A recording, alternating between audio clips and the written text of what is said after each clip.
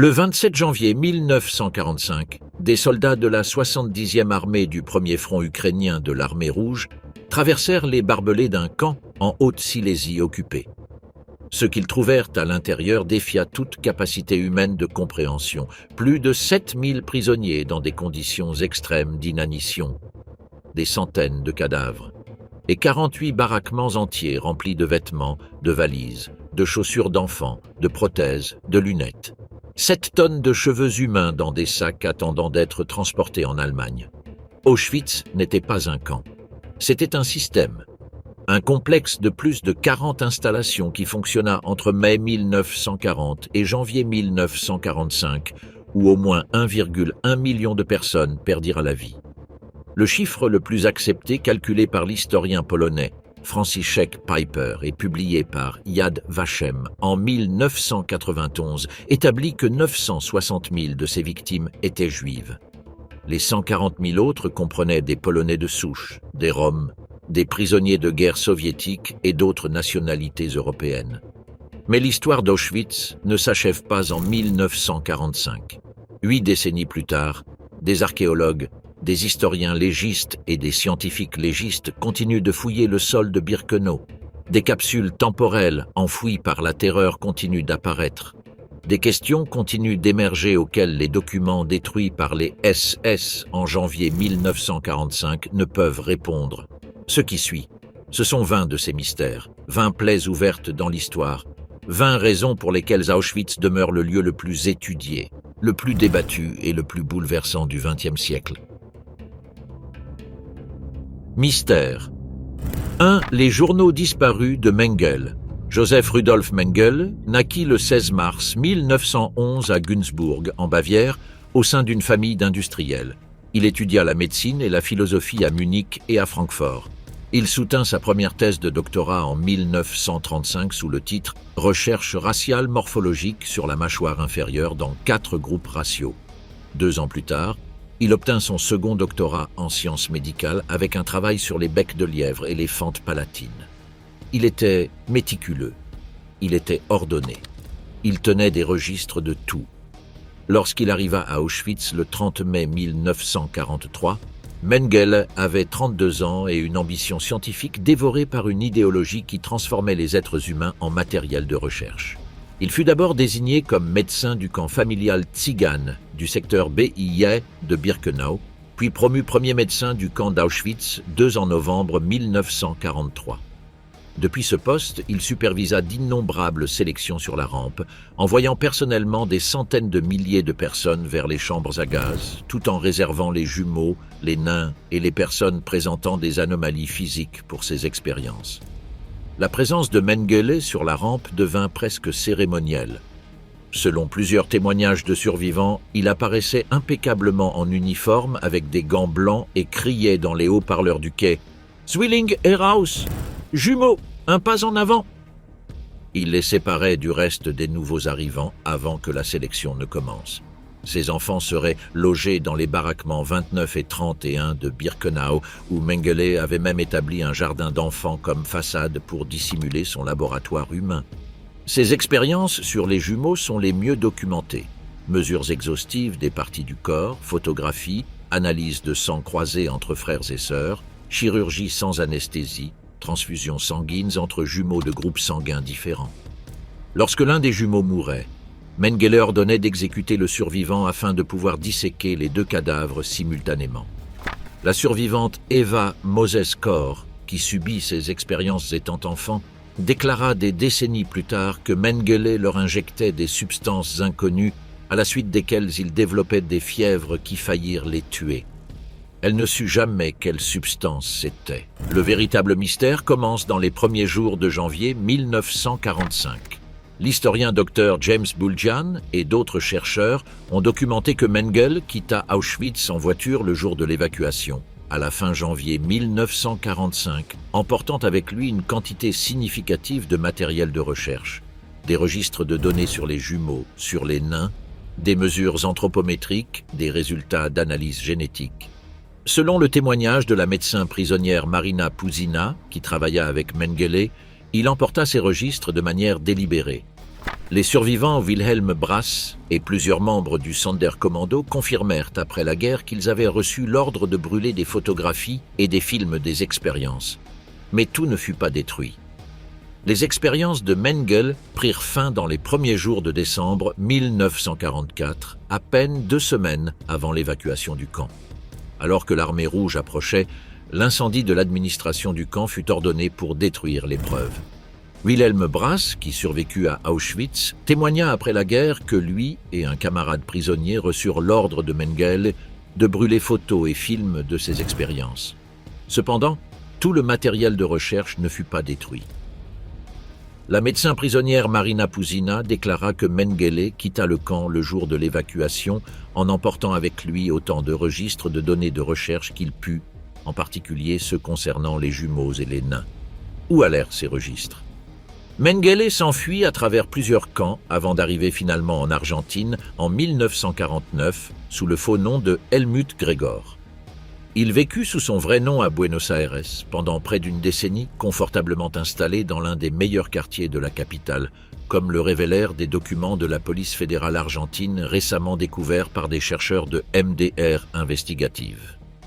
En 1959, après la capture d'Adolf Eichmann par le Mossad israélien, il s'enfuit au Paraguay en obtenant la citoyenneté sous le gouvernement d'Alfredo Stroessner et s'installa finalement au Brésil, où il mourut noyé à Bertioga le 7 février 1979 lors d'un accident vasculaire cérébral survenu alors qu'il nageait dans la mer.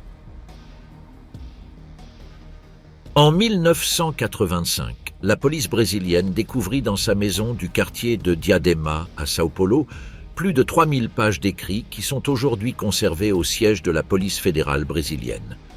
Ce ne sont pas ces registres d'Auschwitz, ce sont des mémoires autobiographiques, des poèmes, des réflexions philosophiques, un exercice d'auto-absolution écrit par un homme qui savait exactement ce qu'il avait fait. Dans ce texte autobiographique, Mengele tente de se mettre à la place de ses victimes pour démontrer qu'il est plus fort qu'elles.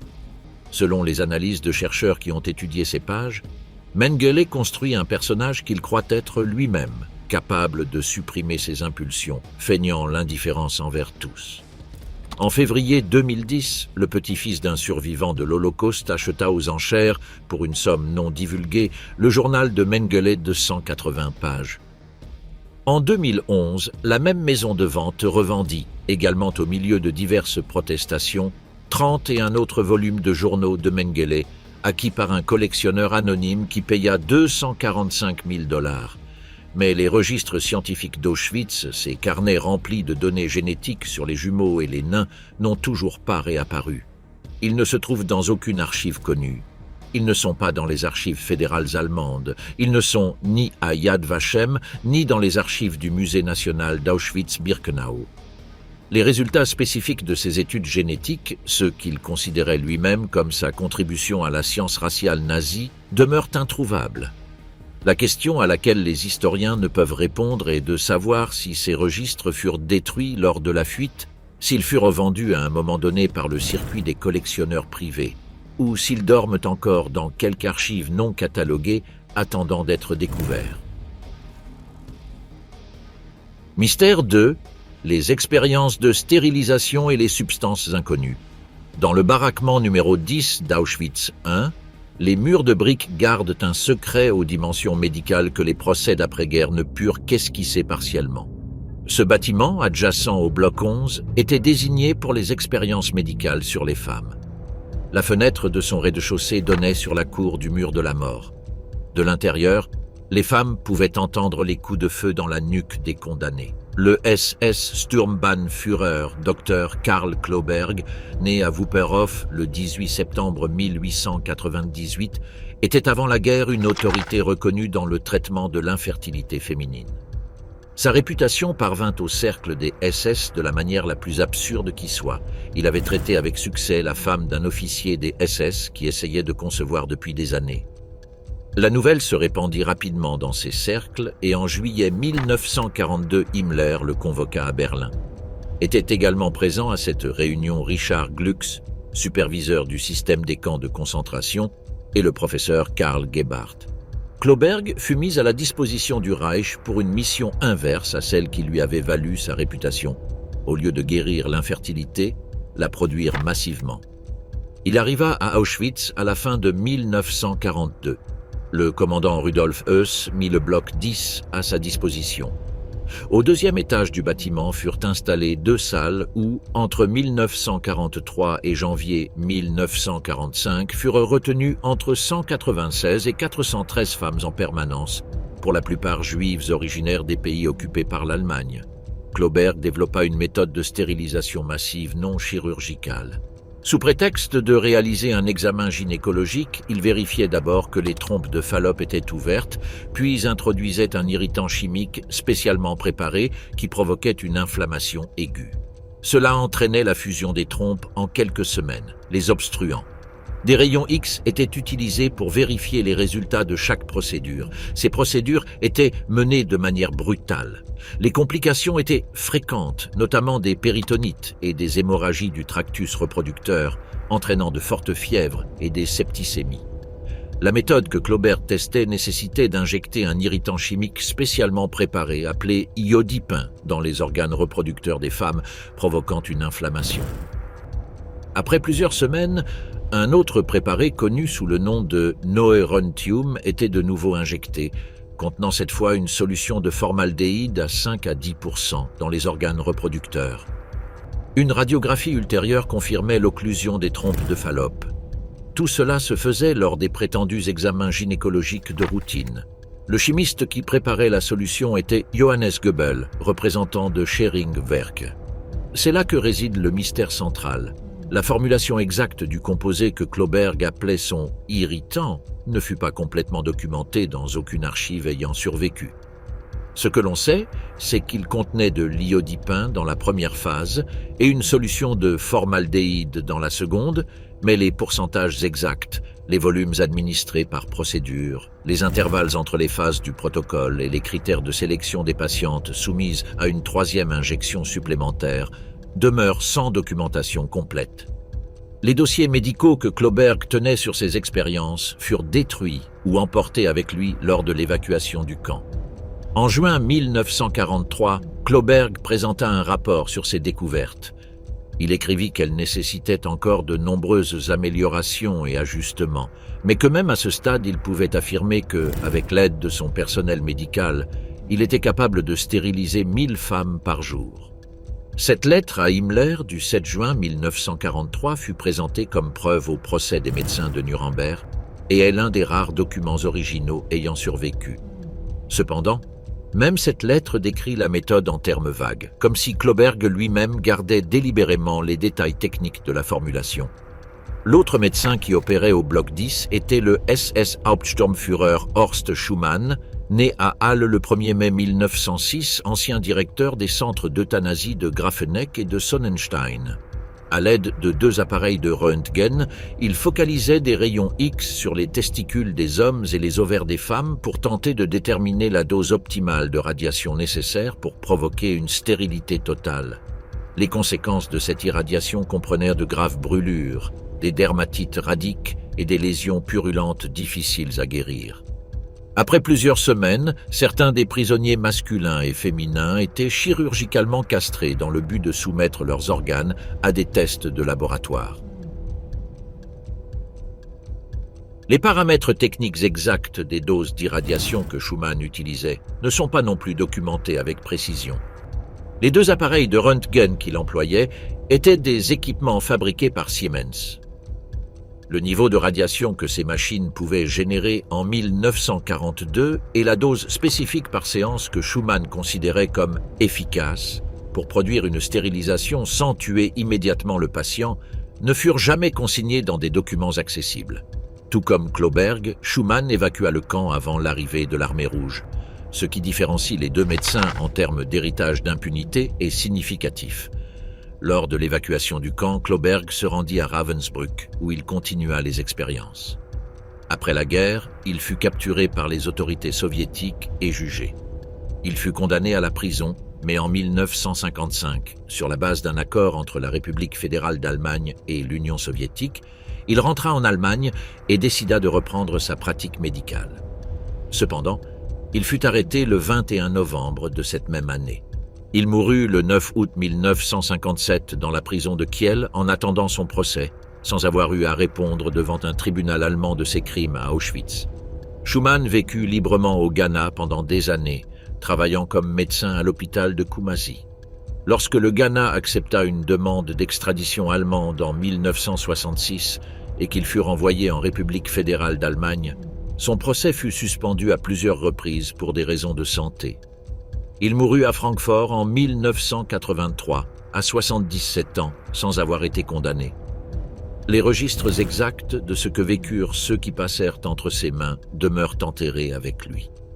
Le témoignage de la survivante Mitty Harpman, juive néerlandaise née à Amsterdam en 1902, recueilli dans les archives du musée d'Auschwitz, décrit l'expérience avec une précision glaçante.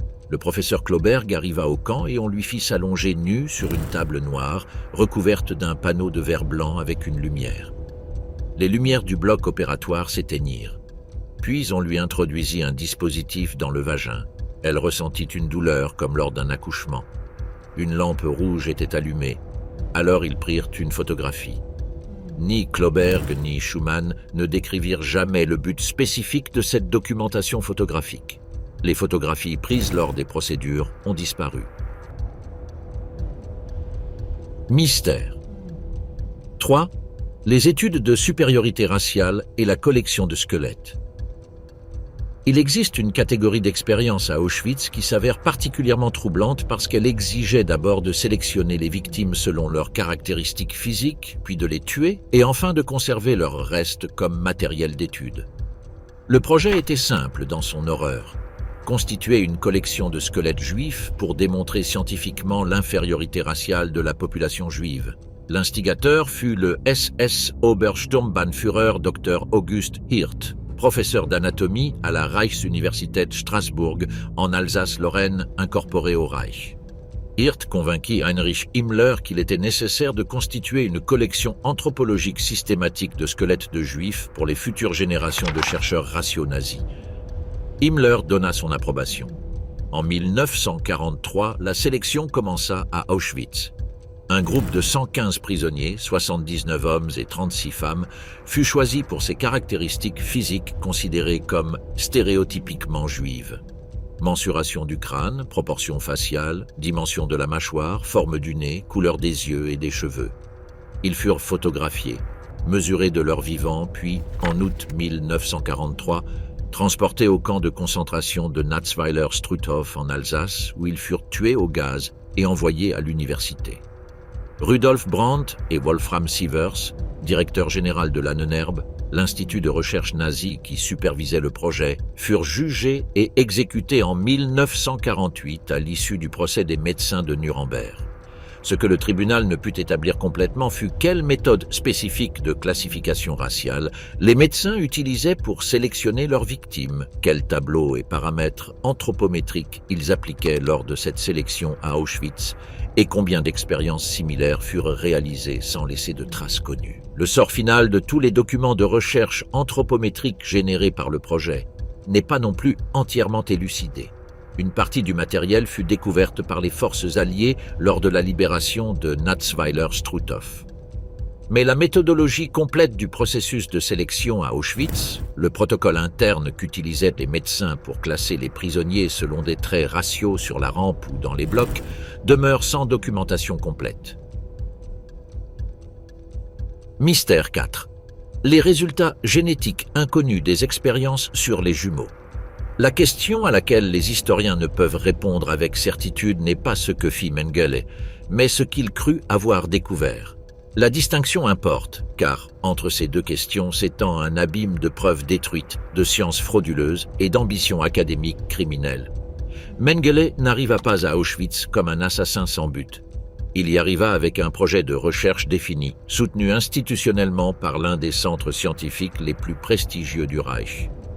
Les expériences sur les jumeaux n'étaient pas des études visant à faire en sorte que les femmes allemandes aient plus d'enfants, comme beaucoup de survivants le crurent. Il s'agissait en réalité d'une continuation des recherches de Verschuer qui portaient sur des études génétiques, des études sur l'hérédité, certaines anomalies dans la structure des organismes et des protéines spécifiques pouvant être utilisées pour identifier la susceptibilité aux maladies. Le professeur Ottmar Freiherr von Verschuer, directeur de l'Institut Kaiser Wilhelm d'anthropologie, d'hérédité humaine et d'eugénisme depuis 1942, avait bâti sa carrière académique sur l'étude comparative des jumeaux. Il avait un problème méthodologique fondamental. Les études sur les jumeaux sont des projets à long terme qui nécessitent des décennies de suivi et le consentement des sujets. Auschwitz résolut ces deux problèmes d'un seul coup. Dans un camp de concentration, on avait accès en un seul endroit à une multitude de personnes de races différentes, d'origines et d'apparences diverses, souffrant souvent de diverses maladies. Et surtout, il y avait aussi des jumeaux disponibles en permanence.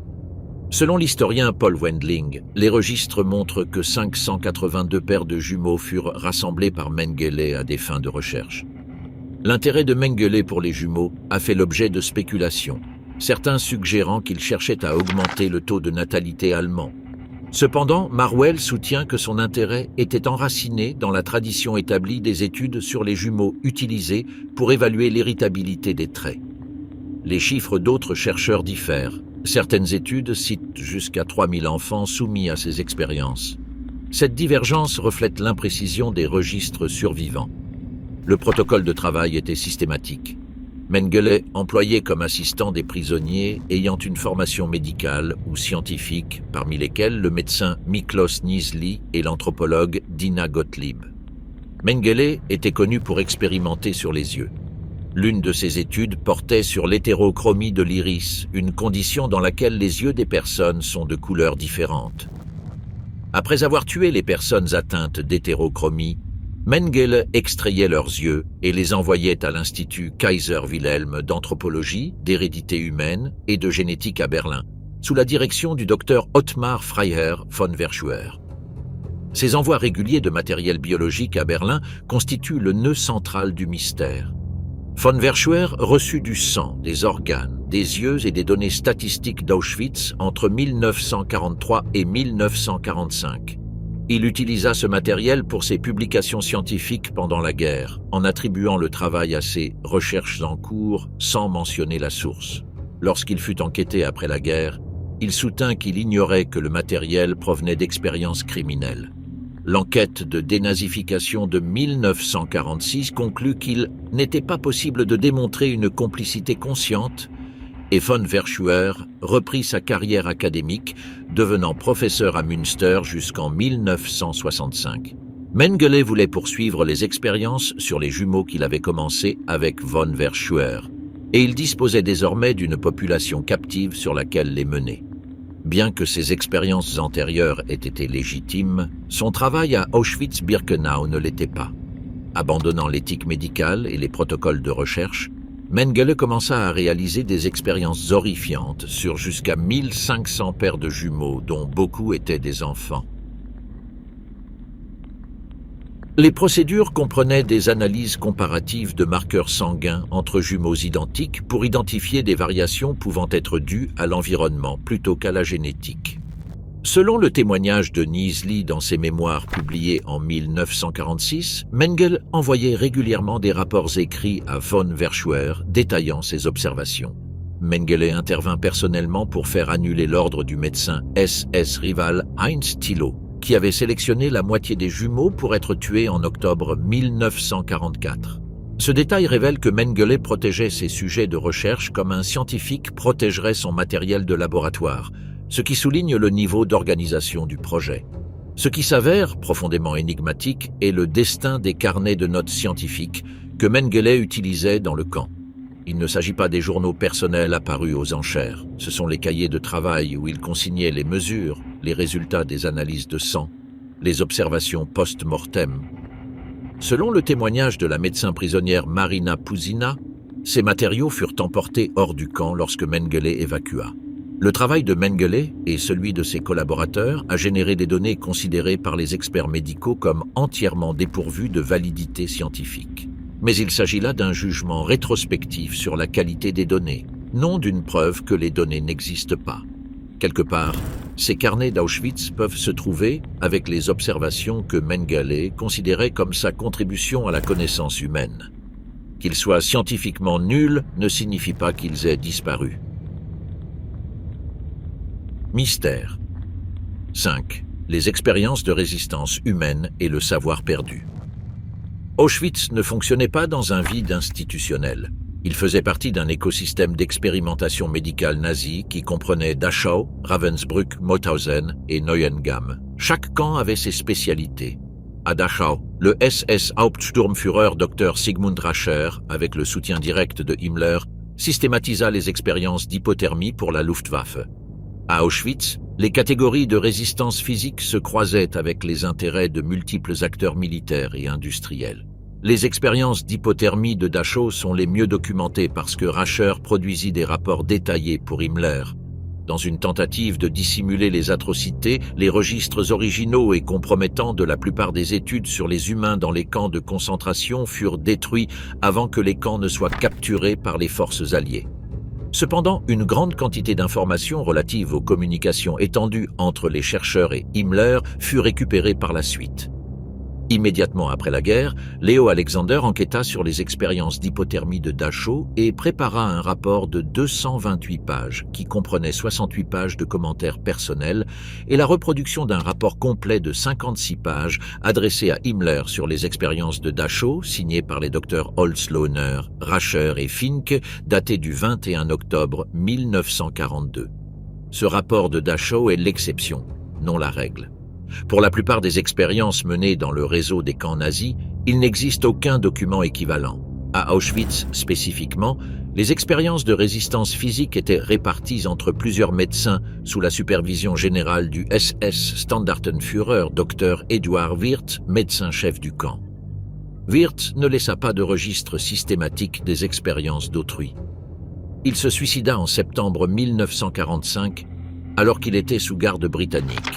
À Dachau, les expériences d'hypothermie impliquèrent entre 300 et 400 sujets dans 360 à 400 expériences. Une autre recherche plaçait des prisonniers nus à l'extérieur pendant plusieurs heures par des températures allant jusqu'à -6 degrés Celsius. En plus d'étudier les effets physiques de l'exposition au froid, les expérimentateurs évaluèrent également différentes méthodes de réchauffement des survivants. Un assistant témoigna par la suite que certains sujets furent jetés dans de l'eau bouillante pour les réchauffer. Le parallèle exact de ces expériences à Auschwitz est plus difficile à documenter. Les témoignages de survivants du bloc 10 et d'autres baraquements décrivent des procédures allant au-delà de la stérilisation. Expériences pour étudier la résistance à l'inanition, aux maladies infectieuses, aux températures extrêmes. Le médecin Emil Kaschub, officier de la Wehrmacht affecté à Auschwitz en 1944, réalisa des expériences avec des substances toxiques pour étudier les symptômes de simulation de maladies chez les soldats allemands. Kaschub injecta ou frotta sur la peau des prisonniers toutes sortes de substances toxiques et leur administra également des médicaments par voie orale pour induire les mêmes symptômes que ceux que rapportaient les soldats allemands. Ces victimes étaient des dizaines de juifs, chez qui il induisit des inflammations, des lésions purulentes et des ulcères difficiles à guérir conduisant à la nécrose tissulaire. Ce qui rend cette catégorie d'expérimentation particulièrement obscure est l'absence d'un organisateur central qui aurait tenu des registres. Les expériences d'hypothermie de Rascher sont connues parce que Rascher avait besoin de documenter ses résultats pour justifier le soutien de Himmler et les présenter lors de conférences militaires. Rascher, en transmettant à son supérieur Himmler ses découvertes sur l'hypothermie, rapporta que la mort survenait entre 53 et 100 minutes après l'immersion. L'examen ultérieur de ces notes de laboratoire par Leo Alexander, conseiller psychiatrique du procureur en chef des crimes de guerre au procès des médecins de Nuremberg, révéla que la mort prenait en réalité plus longtemps, de 80 minutes à 5 ou 6 heures. Ce détail souligne quelque chose de crucial. Même les registres qui ont survécu sont souvent frauduleux dans leurs données rapportées. Le docteur Robert Berger de la Harvard Medical School publia une revue exhaustive dans le New England Journal of Medicine en 1990, concluant que les données de Dachau étaient truffées d'incohérences, de défauts méthodologiques et de falsifications directes. Si les registres de Rascher, qui ont survécu et furent présentés comme preuves à Nuremberg, s'avèrent être scientifiquement frauduleux, la question de savoir quel type de données produisaient les expériences similaires à Auschwitz, où les archives furent détruites, acquiert une dimension supplémentaire. Non seulement ce qui s'est passé demeure inconnu, il est également impossible de savoir si ce que les médecins consignaient reflétait ce qu'ils observaient réellement. Les expériences de résistance à Auschwitz comprenaient également des études sur la tuberculose, le paludisme et les maladies infectieuses que les médecins du camp menaient sur des prisonniers sélectionnés. Helmut Vetter, médecin d'Auschwitz et capitaine des SS qui travaillait également pour Bayer/I.J. Farben, testa des anesthésiques sur des détenus et écrivit à Heuss pour demander davantage de sujets après que le premier groupe fut mort lors des tests. Cette correspondance entre Vetter et Heuss sur la livraison de prisonnières pour les expériences de Bayer est l'un des documents les plus extraordinaires ayant survécu des archives du camp. Mais les résultats spécifiques de ce qu'il advint de ces femmes, combien moururent, lesquelles survécurent et quelles données cliniques Vetter recueillit, ne sont documentés dans aucune archive connue. Mystère 6. Les expériences d'insémination artificielle forcée. Parmi les expériences les moins documentées d'Auschwitz figurent celles liées à l'insémination artificielle. Plusieurs témoignages de survivants et d'anciennes prisonnières du camp de femmes mentionnèrent des procédures gynécologiques forcées allant au-delà de la stérilisation. L'insémination forcée dans le but apparent d'étudier des méthodes de reproduction contrôlées. L'ampleur de ces procédures, les protocoles exacts utilisés et les données qu'elles cherchaient à recueillir ne furent jamais complètement établis par les tribunaux d'après-guerre. Ce que l'on sait avec certitude, c'est que le baraquement 10 d'Auschwitz, était réservé aux expériences gynécologiques. Le médecin Karl Kloberg documenta dans une lettre à Himmler en 1943 qu'avec sa méthode améliorée, il pouvait stériliser des centaines de femmes par jour. Cette lettre fut présentée comme preuve au procès des médecins. Mais ce qui n'est pas complètement documenté est de savoir si les expériences de Kloberg comprenaient des composantes de fécondation forcée en plus de celles de stérilisation. Le témoignage de Gisela Perl, gynécologue juive roumaine et prisonnière du camp de femmes, publié dans son livre de 1948, comprend des descriptions de procédures médicales réalisées sur des femmes du camp qui allaient au-delà de ce que les documents officiels nazis reconnaissent. Les détails techniques exacts des expériences d'insémination artificielle, si elles furent menées de manière systématique, demeurent sans confirmation documentaire. Mystère 7. Les 16 000 objets disparus du crématoire 3. À l'été 1967, en pleine Pologne communiste, une équipe archéologique supervisée par des chercheurs du musée national d'Auschwitz-Birkenau fouilla le terrain adjacent aux ruines du crématoire 3 de Birkenau. Le crématoire avait été dynamité par les SS le 20 janvier 1945, quelques jours seulement avant l'arrivée de l'armée rouge. Le terrain était un champ de décombres, de béton brisé, d'acier tordu et de terre remuée.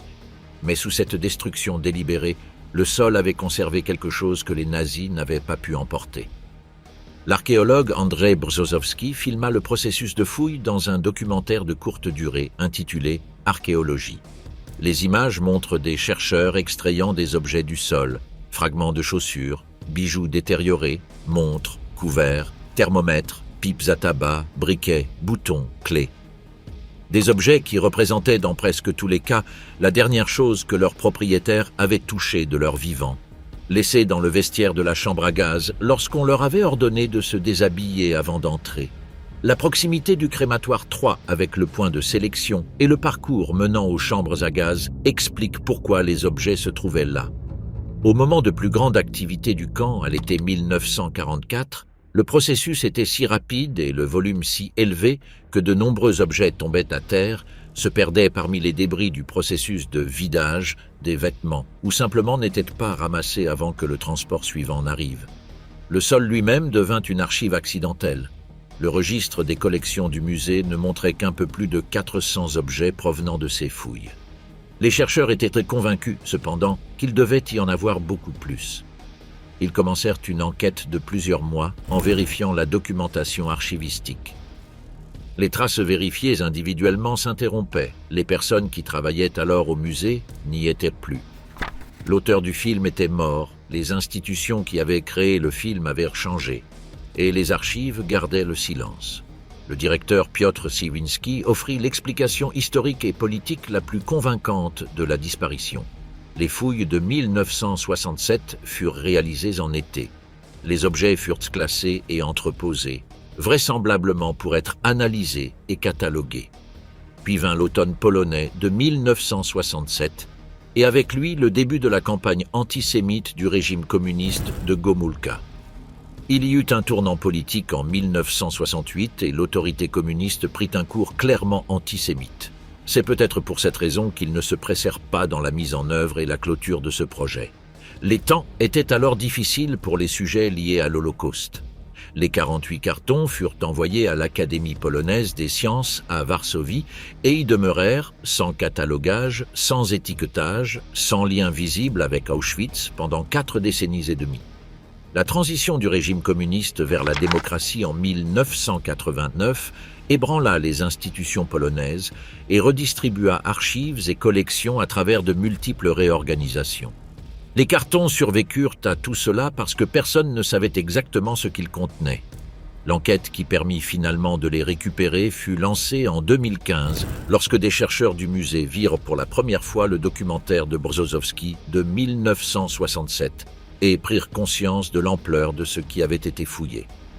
Le processus de localisation dura des mois.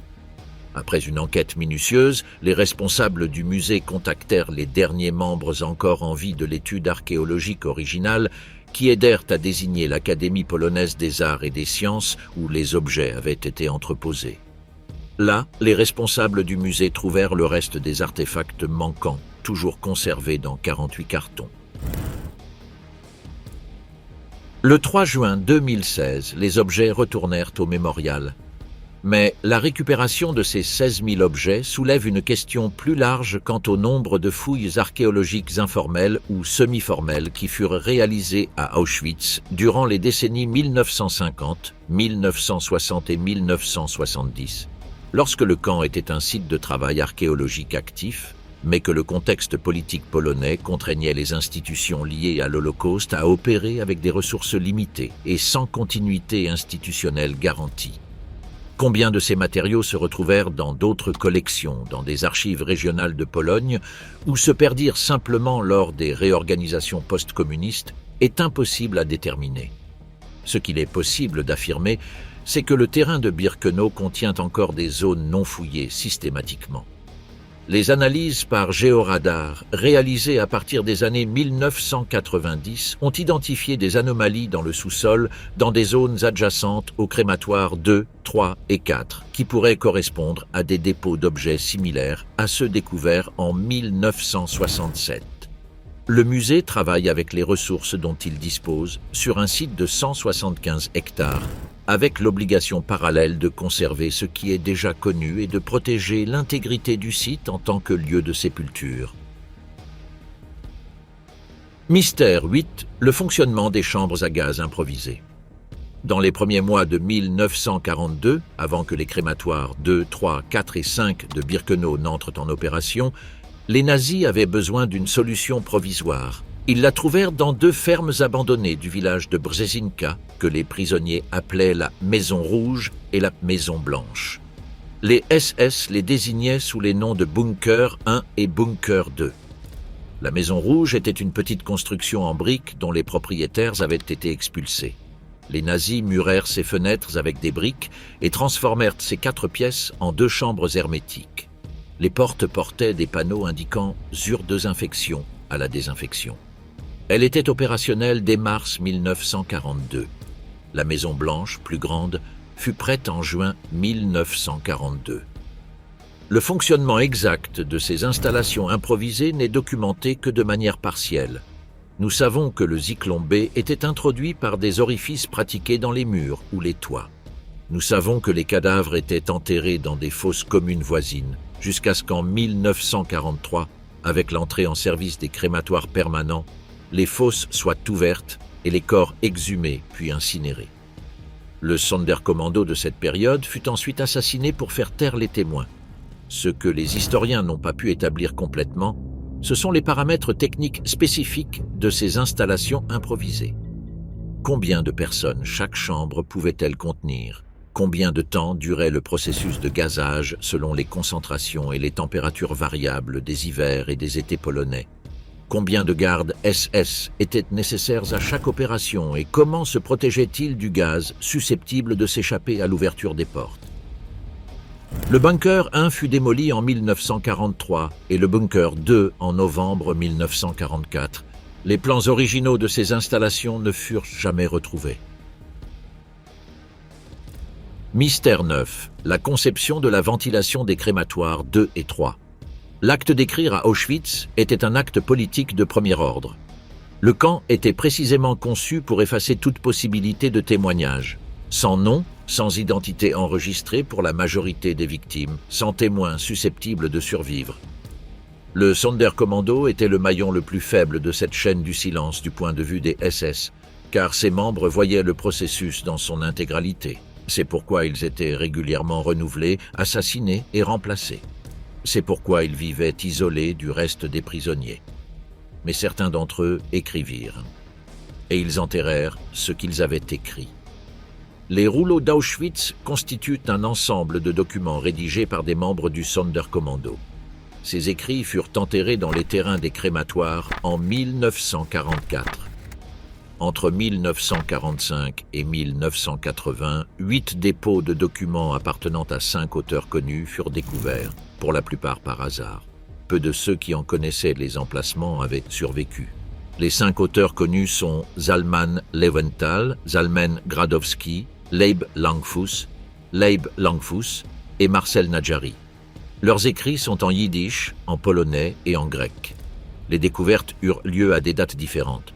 Le premier manuscrit de Gradowski fut récupéré le 5 mars 1945, quelques semaines à peine après la libération, parce que le membre du Sonderkommando Shlomo Dragon, qui avait survécu à la marche d'évacuation, savait exactement où il avait été enterré.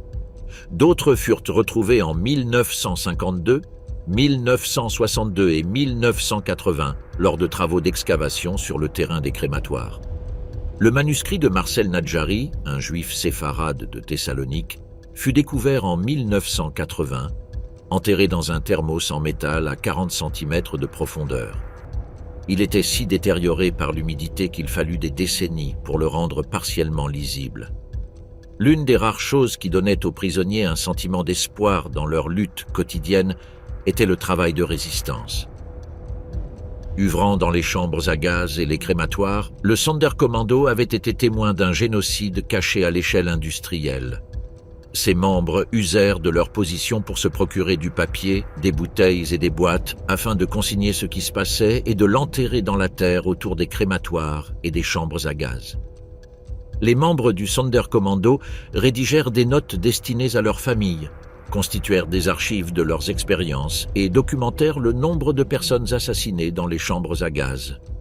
Des centaines de ces notes furent découvertes après la libération par l'Armée rouge et le musée d'État d'Auschwitz-Birkenau. La liste de transports retrouvée parmi les manuscrits est particulièrement significative. Elle enregistre la date, le nombre de personnes, le fait qu'il s'agissait d'hommes, de femmes ou d'enfants, le lieu d'origine et le crématoire utilisé. Elle utilise la numérotation interne du Sonderkommando, différente de la numérotation officielle.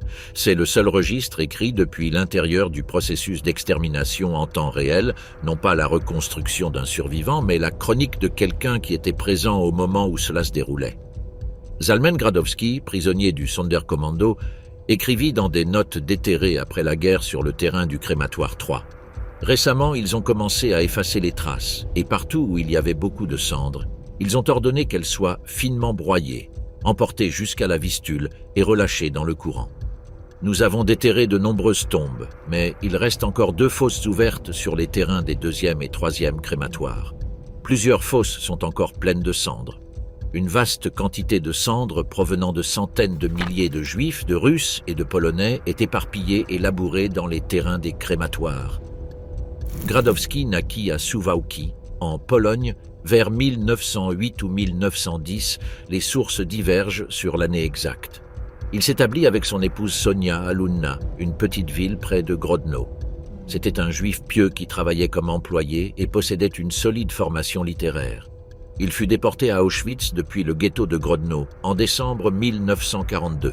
Son épouse Sonia fut assassinée dans les chambres à gaz le 8 décembre 1942, le lendemain de l'arrivée de Gradowski au camp. Il fut affecté au Sonderkommando le jour même où son épouse était assassinée. Ces deux manuscrits retrouvés contiennent 4 récits portant sur différents sujets et une brève lettre. Le premier, un cahier séparé, pourrait avoir été rédigé dès 1943. Le second, en 3 parties, s'ouvre sur une adresse métaphorique à la Lune et décrit les événements survenus entre le 24 février et le 8 mars 1944, notamment la sélection de membres du Sonderkommando qui furent déportés du camp le 24 février et l'extermination de près de 4000 juifs du ghetto de Theresienstadt dans la nuit du 8 au 9 mars 1944. Gradowski participa également activement à la planification du soulèvement du Sonderkommando qui eut lieu le 7 octobre 1944. Il mourut lors de ce soulèvement ou dans les représailles qui suivirent immédiatement. Le premier manuscrit de Gradowski fut retrouvé peu après la libération du camp de concentration d'Auschwitz lorsque la commission d'État extraordinaire soviétique commença son travail de collecte des preuves des crimes commis par les SS. L'un des prisonniers qui apporta son aide dès le début fut le membre du Sonderkommando Shlomo Dragon, qui avait échappé à la marche d'évacuation.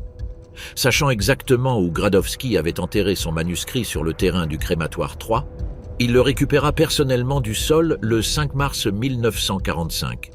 Le sort des archives non encore découvertes demeure une question ouverte que les spécialistes du musée étudient à l'aide de méthodes géophysiques. Les analyses par géoradar appliquées dans la zone des crématoires ont détecté des anomalies dans le sous-sol compatibles avec des objets enfouis, mais la majorité de ces zones n'ont pas été fouillées en raison du respect dû aux restes humains qui pourraient également s'y trouver. La recherche avance donc avec une lenteur qui reflète à la fois les limites techniques et les dilemmes éthiques qu'implique l'intervention dans ce qui est simultanément une archive historique et un cimetière. Mystère 10. Les pièces d'échecs sous le sol du bloc 8.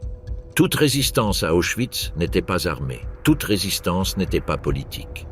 Il existait une forme de résistance que les nazis ne pouvaient pas voir parce qu'elle ne laissait aucune trace visible. La résistance culturelle, l'acte de maintenir l'humanité en vie dans des conditions conçues pour la détruire.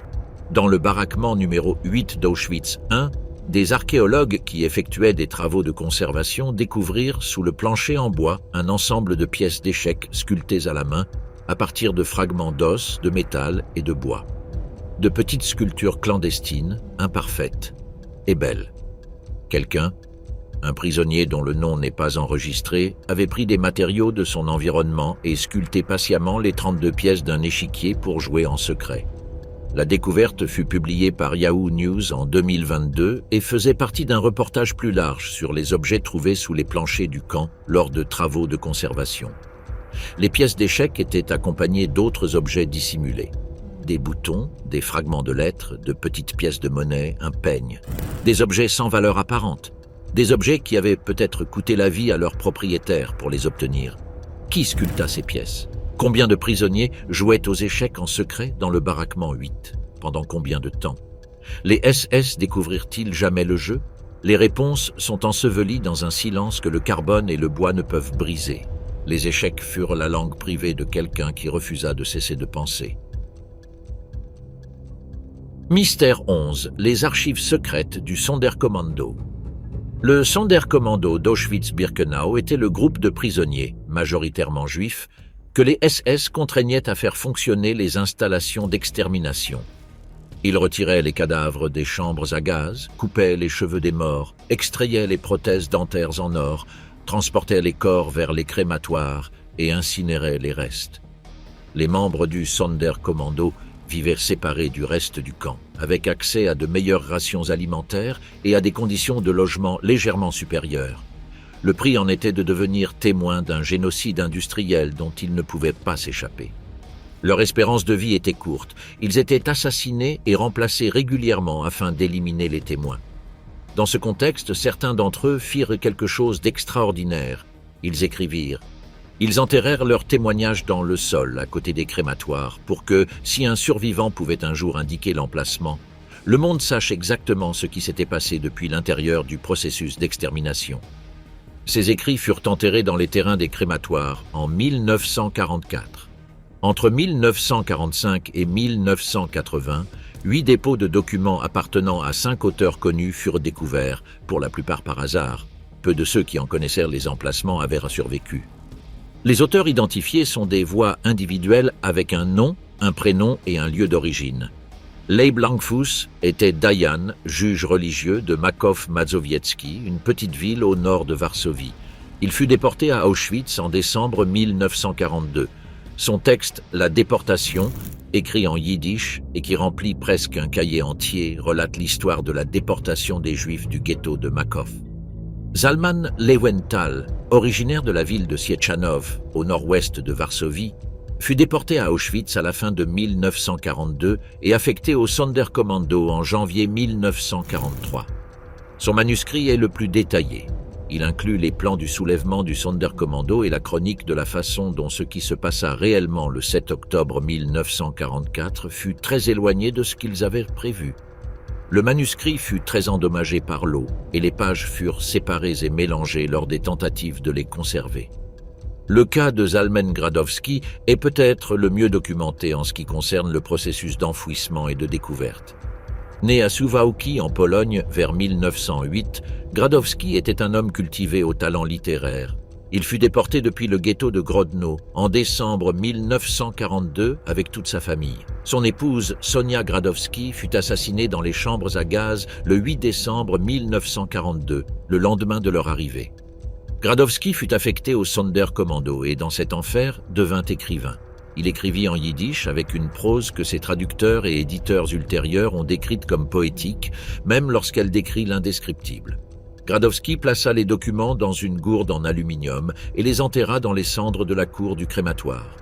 Il les déplaça cependant lorsque les nazis commencèrent à remuer le tas de cendres.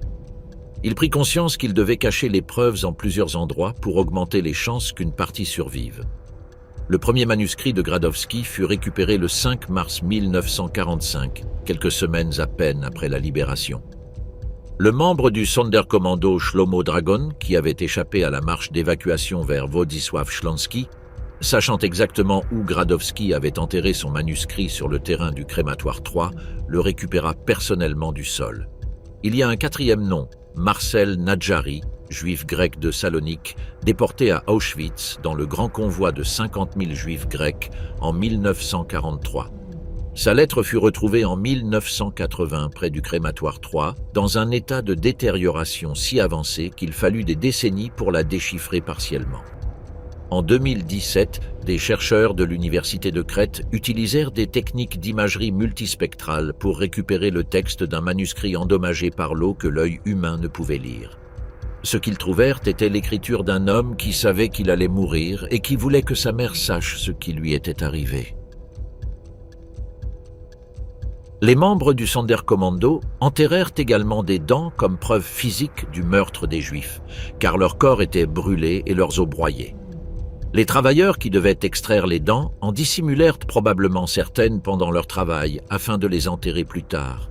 Ils dissimulèrent également des vêtements, des photos et d'autres objets, mais les dents constituaient un lien direct et important avec le meurtre.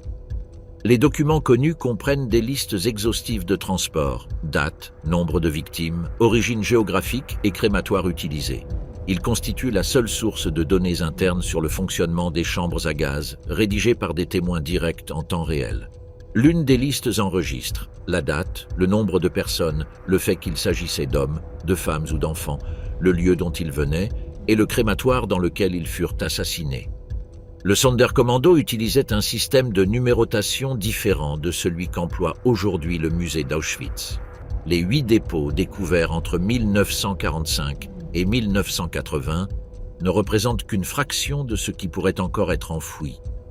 Les membres du Sonderkommando, qui ne purent pas indiquer l'emplacement de leur texte aux soldats soviétiques parce qu'ils moururent lors de la marche d'évacuation de janvier 1945 ou qui survécurent mais ne furent pas retrouvés à temps par les chercheurs, emportèrent cette information dans leur tombe. La recherche des archives non encore découvertes se poursuit. Le terrain autour des crématoires 2, 3 et 5 de Birkenau, les zones auxquelles le Sonderkommando avait accès, continuent de faire l'objet de prospections archéologiques non invasives. Chaque nouvelle technique d'imagerie du sous-sol ouvre la possibilité que la Terre révèle un jour un récipient métallique, un flacon scellé, un sac imperméable contenant les dernières paroles de quelqu'un qui fut témoin de ce qu'aucun être humain n'aurait jamais dû avoir à voir. Mystère 12. La liste de Schindler et les documents originaux d'Auschwitz. Oskar Schindler était un industriel allemand de Moravie, membre du parti nazi, coureur de jupons notoire et homme d'affaires opportuniste. Il arriva à Cracovie en 1939 en profitant de l'occupation allemande pour s'emparer d'une usine expropriée à des propriétaires juifs. Ses premières motivations étaient purement économiques, main-d'œuvre esclave bon marché, contrats militaires lucratifs.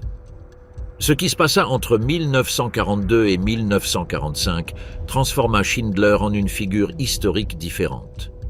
Tout au long de cette période, Schindler protégea ses travailleurs juifs des déportations vers les camps d'extermination en faisant valoir qu'ils étaient des ouvriers essentiels à la production de guerre. La liste à laquelle nous faisons référence, la fameuse liste de Schindler, fut compilée en octobre et novembre 1944 lorsque Schindler négocia le transfert de 1200 travailleurs de son usine de Cracovie vers une nouvelle installation à Brunlitz, en Tchécoslovaquie, afin d'éviter qu'ils ne soient envoyés à Auschwitz lors de la liquidation des ghettos et des camps de travail de la région. Le point de contact avec Auschwitz est crucial. Une partie de ces 1200 travailleurs, lors de leur évacuation des camps de travail de la région de Cracovie, furent temporairement internés à Auschwitz. En particulier, les 300 femmes incluses dans la liste furent d'abord envoyées à Auschwitz-Birkenau plutôt qu'à Brunlitz. Schindler dut intervenir personnellement pour les faire sortir du camp. Le mystère documentaire est bien réel. Le document original de la liste de Schindler existe en plusieurs versions. La liste fut réécrite à plusieurs reprises au cours du processus de compilation et de négociation. Le document original signé par Schindler, correspondant exactement aux 1200 travailleurs qui passèrent par Auschwitz, ne fut jamais localisé dans les archives du camp. Les registres d'Auschwitz de cette période sont fragmentaires, car les SS détruisirent massivement la documentation dans les jours précédant l'évacuation du camp en janvier 1945. Mystère 13. L'emplacement exact des archives du camp. Les SS mirent en pratique un protocole de destruction des preuves durant les dernières semaines d'existence du camp. Heinrich Himmler avait donné l'ordre explicite qu'aucun prisonnier ne devait tomber vivant entre les mains de l'ennemi et que les preuves des crimes devaient être éliminées. Le 18 janvier 1945, l'évacuation massive commença. Environ 58 000 prisonniers furent contraints de marcher vers l'ouest sous escorte armée. Les SS dynamitèrent les crématoires 2 et 3 le 20 janvier et le crématoire 5 le 26 janvier. Le complexe de stockage Canada fut incendié le 23 janvier. Il brûla pendant 5 jours. Mais ils commirent une erreur. Ils brûlèrent les archives du camp principal. Ils ne brûlèrent pas les archives de construction qui étaient conservées dans un bâtiment différent et que les troupes soviétiques trouvèrent intactes lors de la libération du camp le 27 janvier. Ces archives de construction contiennent les plans de Birkenau qui sont aujourd'hui conservés à Yad Vashem. Cependant, la destruction des registres de prisonniers fut massive.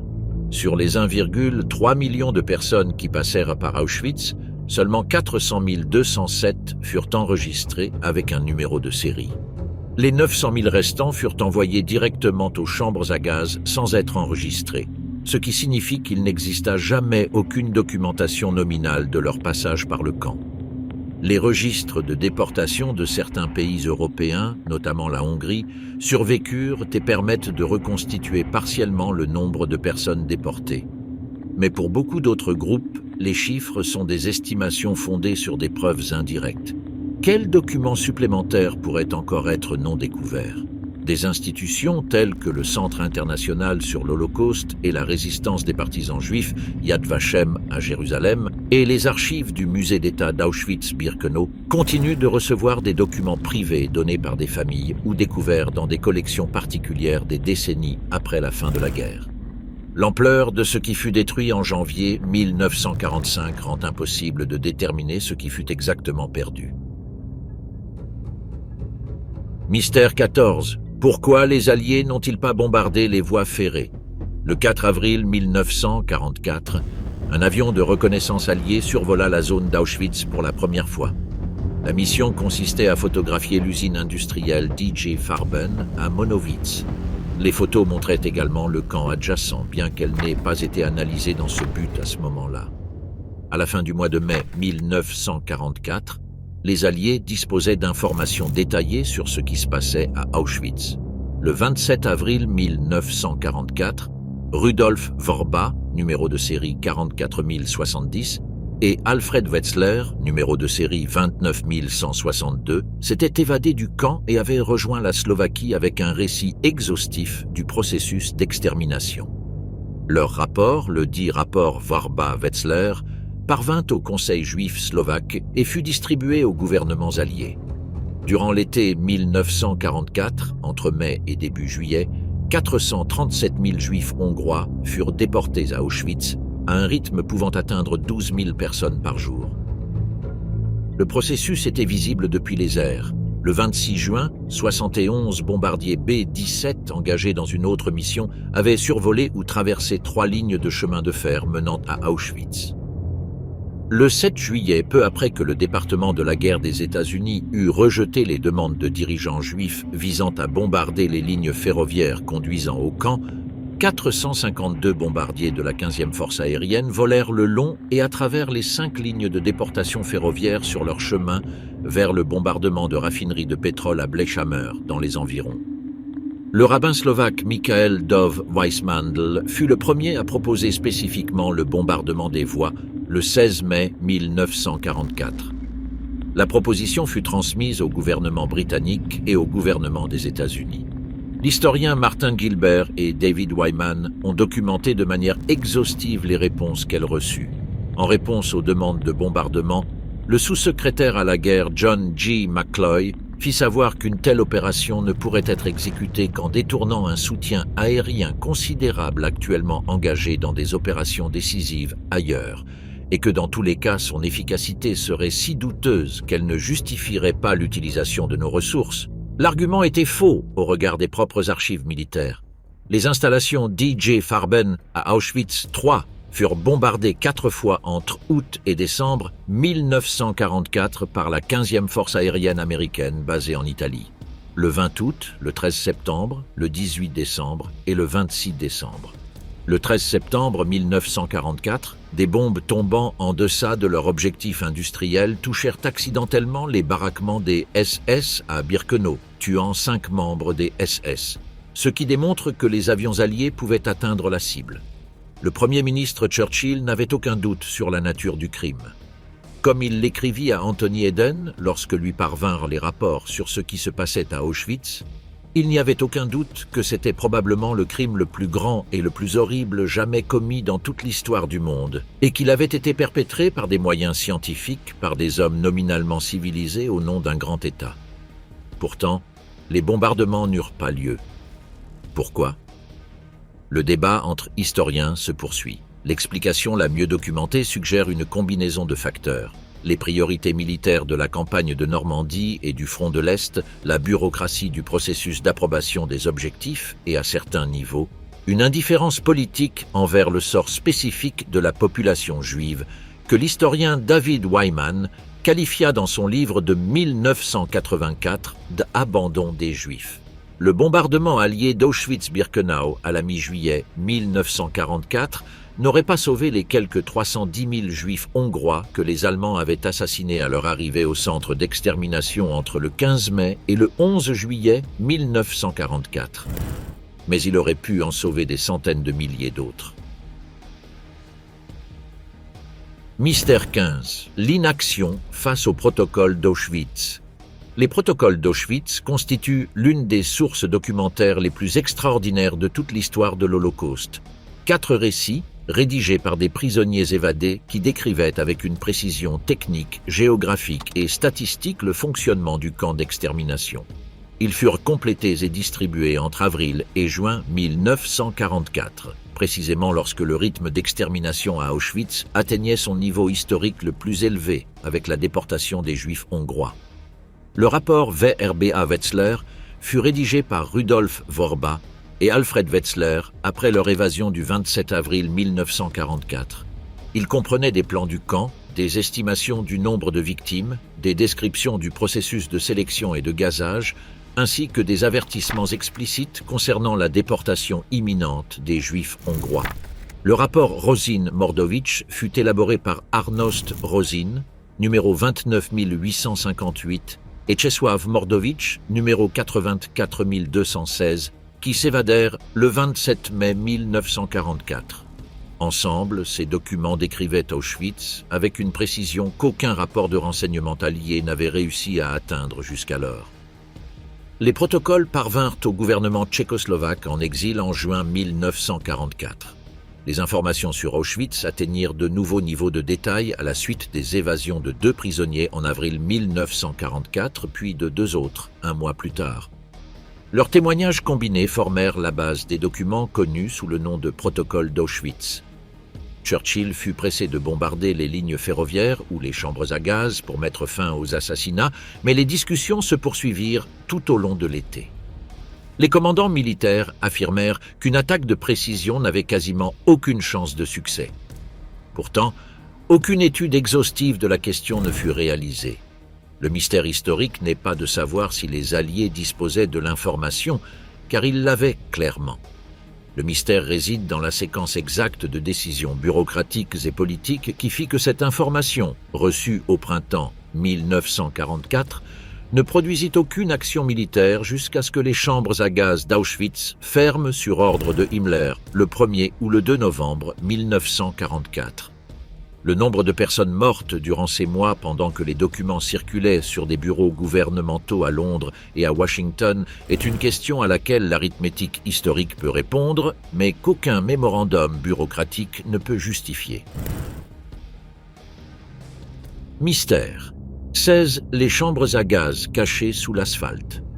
Lorsque les forces soviétiques arrivèrent au camp le 27 janvier 1945, elles trouvèrent les crématoires 2 et 3 dynamités, le crématoire 4 partiellement démoli et le crématoire 5 dynamité la veille.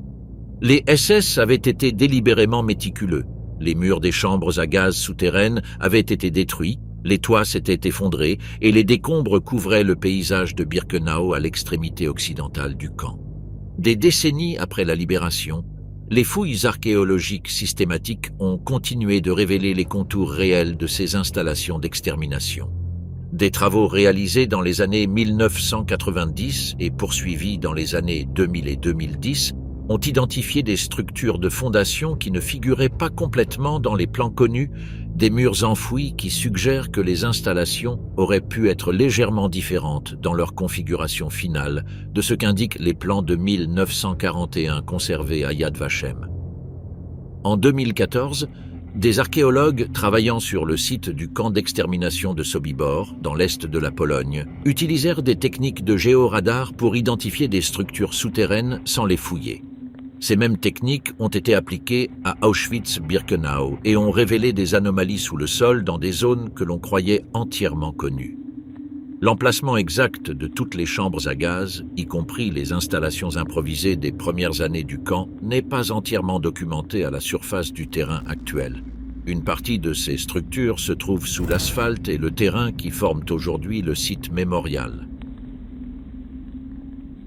Mystère 17. Le nombre réel de victimes. Plus de 1,1 million de personnes furent assassinées à Auschwitz. Ce chiffre, calculé par l'historien František Pijper dans son étude de la fin des années 1980 et publié par Yad Vashem en 1991, représente le consensus académique le plus solide qui existe. Mais c'est une estimation minimale. Pijper le reconnaissait explicitement dans sa méthodologie. Il s'appuya sur les horaires d'arrivée des trains combinés avec les registres de déportation qui avaient survécu dans les pays d'origine. Ces registres présentent des lacunes. Les déportés de l'Union soviétique sont insuffisamment documentés. Les Roms et les Sintis, déportés depuis plusieurs pays sans le même niveau de bureaucratie d'enregistrement, le sont encore moins. Les enfants mineurs arrivés avec leurs familles et envoyés directement aux chambres à gaz sans aucun processus d'enregistrement sont, par définition, invisibles dans les archives. Les estimations antérieures étaient bien supérieures. Le communiqué soviétique du 8 mai 1945 affirmait que 4 millions de personnes avaient été assassinées sur le site en se fondant sur la capacité des crématoires. Rudolf Höss déclara devant les procureurs de Nuremberg qu'au moins 2,5 millions de personnes avaient été gazées, bien que dans ses mémoires rédigés en prison, il ait remis en question ce chiffre comme excessif. Le véritable mystère n'est pas le chiffre arrondi, c'est ce qui se cache derrière lui. Les noms inconnus, les vies sans documentation, les familles entières qui arrivèrent à Auschwitz dans un wagon à bestiaux et disparurent dans les cendres sans laisser de traces dans aucune archive. Zalmen Gradowski, prisonnier du Sonderkommando, écrivit dans des notes déterrées après la guerre sur le terrain du crématoire 3. Dernièrement, ils ont commencé à effacer les traces et partout où il y avait beaucoup de cendres, ils ont ordonné de les broyer finement, de les emporter jusqu'à la Vistule et de les lâcher dans le courant. Nous avons déterré de nombreuses tombes, mais il reste encore 2 fosses ouvertes sur les terrains des 2e et 3e crématoires. Plusieurs fosses sont encore pleines de cendres. Une vaste quantité de cendres provenant de centaines de milliers de Juifs, de Russes et de Polonais est éparpillée et labourée dans les terrains des crématoires. Mystère 18. Le destin exact des cendres. Il est une question que les visiteurs d'Auschwitz-Birkenau posent rarement parce que sa réponse est insupportable. Où sont allées les cendres? On sait qu'elles furent utilisées de multiples façons. Rudolf Höss, dans ses mémoires rédigées sous garde à vue, décrivit un ordre de Heinrich Himmler transmis en juillet 1942 par le bureau d'Adolf Eichmann et du commandant des SS Paul Blobel. Toutes les fosses communes devaient être ouvertes et les cadavres incinérés, et de plus les cendres devaient être éliminées de telle façon qu'il soit impossible à l'avenir de calculer le nombre de cadavres incinérés. On sait que les cendres furent répandues dans le fleuve Vistule. On sait qu'elles furent enterrées dans des fosses dans la forêt de Birkenau. On sait qu'elles furent utilisées comme engrais dans les champs agricoles du complexe, comme le décrit le témoignage du sous-camp Wirtschaftshof Buddy, où les prisonniers mélangeaient des cendres humaines avec de l'herbe et du fumier. On sait qu'une partie des os qui n'avaient pas été complètement incinérés étaient broyés dans des mortiers en bois et éparpillés. Ce que l'on ne sait pas, c'est l'emplacement exact de toutes les fosses à cendres dans la forêt de Birkenau. Les recherches archéologiques sur le site ont permis d'en identifier certaines. Mais le travail n'est pas achevé. À l'automne polonais, lorsque la végétation se dessèche, les analyses de sol révèlent des anomalies qui suggèrent la présence de matières organiques à diverses profondeurs.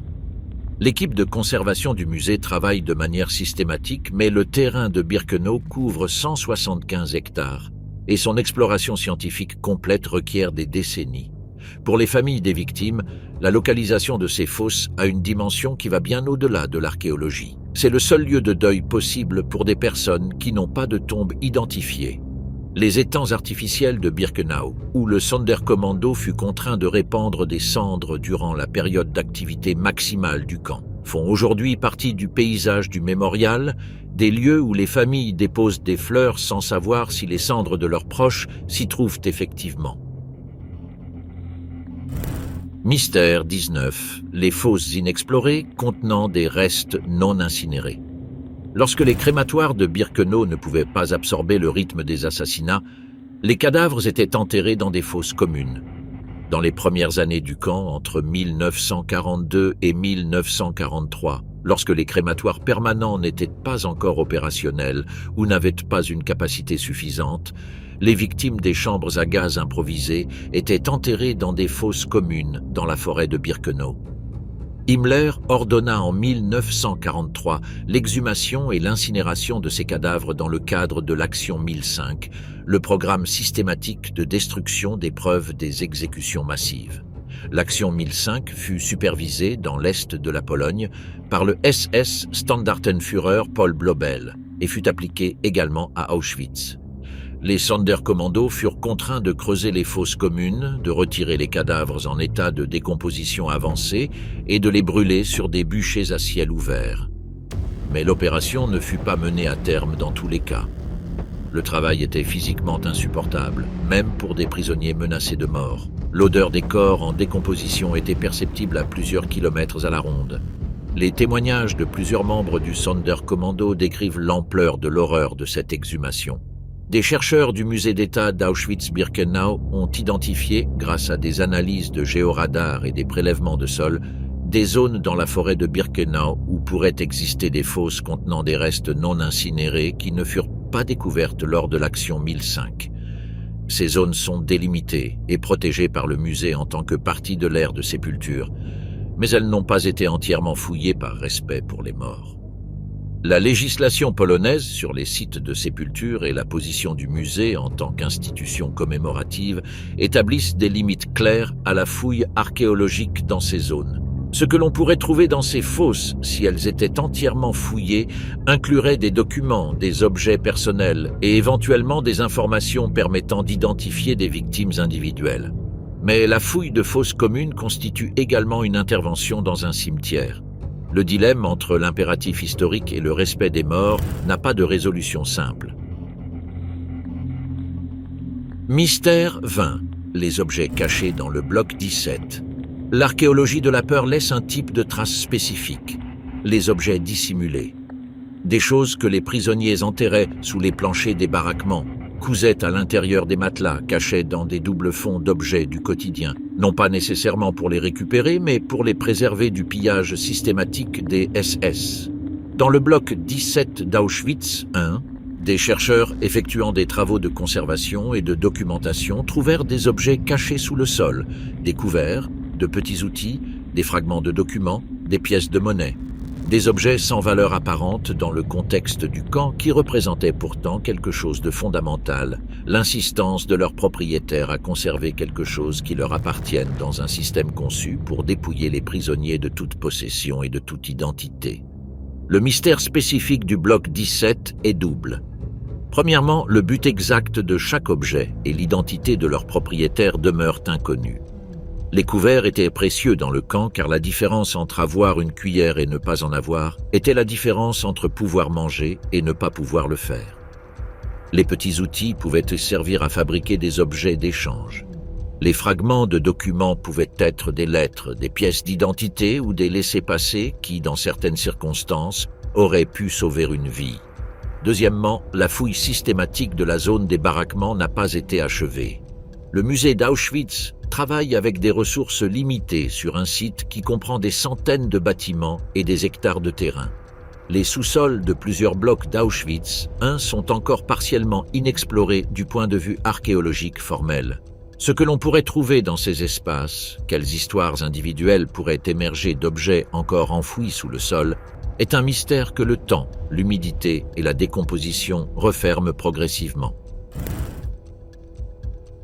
Le mystère qui les contient tous.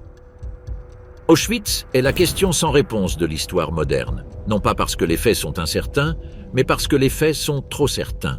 1,1 million de personnes assassinées en un seul endroit. 4 crématoriums qui incinéraient des corps à un rythme de 4416 par jour dans des conditions normales et jusqu'à 20 000 par jour en utilisant des fosses à ciel ouvert durant l'été 1944. Une entreprise industrielle, IG Farben, construisant une usine à côté du camp pour exploiter la main-d'œuvre esclave des prisonniers condamnés à mort. Un médecin titulaire de 2 doctorats, impeccablement en uniforme, sélectionnant des jumeaux sur le quai, tandis qu'il envoyait leurs familles dans les chambres à gaz. Les mystères décrits dans ce documentaire ne sont pas des anomalies du système. Ils sont le produit de la même logique qui a construit le camp. La destruction délibérée des preuves pour rendre le recensement impossible, le déni systématique de l'identité individuelle des victimes pour rendre le deuil impossible, la dispersion des cendres dans la Vistule pour que le fleuve efface ce que les archives avaient documenté. Après la guerre, seulement 789 membres du personnel d'Auschwitz, pas plus de 15%, furent jugés. Le commandant Rudolf Höss fut pendu le 16 avril 1947 à côté du crématorium 1 d'Auschwitz I, le même endroit où avaient commencé les expériences avec le Zyklon B en septembre 1941. Joseph Mengele mourut libre sur une plage du Brésil en 1979, à 68 ans, laissant plus de 3000 pages de mémoires autobiographiques qui n'inclurent jamais le moindre remords. Les mystères d'Auschwitz ne sont pas seulement des questions historiques. Ils sont la preuve que le crime le plus documenté de l'histoire moderne demeure incomplet dans sa reconstruction. Il existe encore des fosses non fouillées, des archives non retrouvées, des noms non enregistrés, des témoignages non découverts. Le travail des historiens, des archéologues et des scientifiques médico-légaux à Auschwitz n'est pas terminé. Il ne le sera pas avant des décennies. Peut-être ne s'achèvera-t-il jamais tout à fait, car l'ampleur de ce qui s'est produit dépasse toute capacité humaine de documentation complète. Et c'est là, peut-être, le mystère le plus profond de tous. Qu'un système conçu industriellement pour effacer toute trace de ses victimes ait eu un tel succès que 80 ans plus tard, avec toute la technologie et la méthodologie du XXIe siècle, nous ne puissions toujours pas répondre à des questions aussi fondamentales que le nombre exact de personnes mortes, l'endroit où se trouvent leurs restes, et quel relevé scientifique de leurs souffrances demeure caché dans quelque archive non cataloguée ou dans quelque carton oublié dans la cave d'une institution. Le sol de Birkenau continue de parler. Le problème, c'est que tout le monde ne l'écoute pas.